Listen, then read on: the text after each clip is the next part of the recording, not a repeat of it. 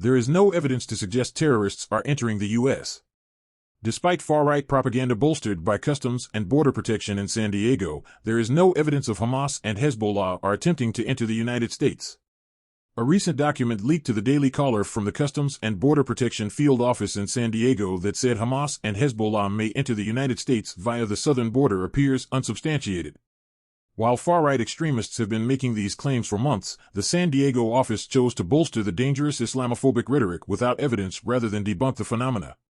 After more than a week of reaching out to various field offices beginning with Del Rio, Texas, and ending with the CBP bosses at the Department of Homeland Security, a spokesperson tells The Antagonist magazine that there is no indication of Hamas foreign fighters seeking to enter the United States, debunking the misinformation reported by the Daily Caller and echoed by Fox News and an ABC News outlet in San Diego without verification. The Customs and Border Protection spokesperson said, quote, CBP has seen no indication of Hamas-directed foreign fighters seeking to make entry into the United States. End quote.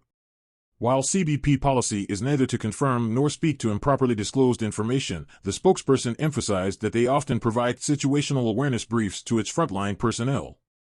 They stressed a clarification that situational awareness briefs are not threat assessments.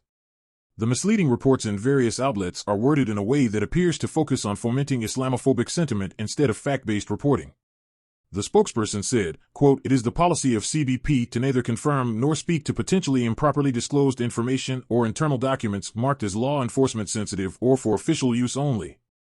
In general, CBP provides frontline personnel a wide range of context for situational awareness in order to ensure they remain vigilant in fulfillment of our homeland and border security missions. Situational awareness briefs are not threat assessments. End quote.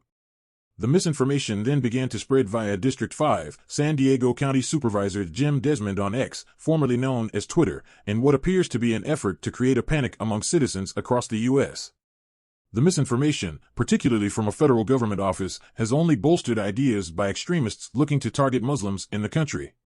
While the assessment published by the Daily Caller suggests that, quote, individuals with terrorism connections are interested in using established travel routes and permissive environments to facilitate access to the United States, end quote, there appears to be no evidence to make such a claim or to alarm the public, without any justifiable reason.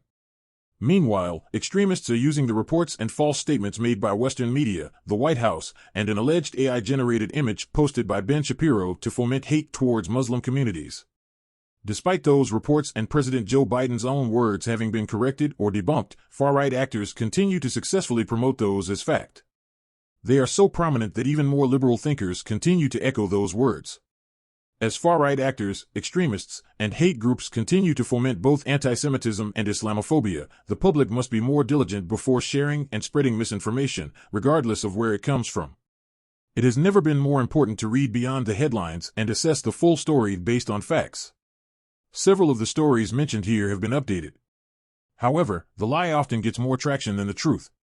When government offices spread disinformation like what's discussed here, it's important to be mindful of the bigotry often exposed in those departments.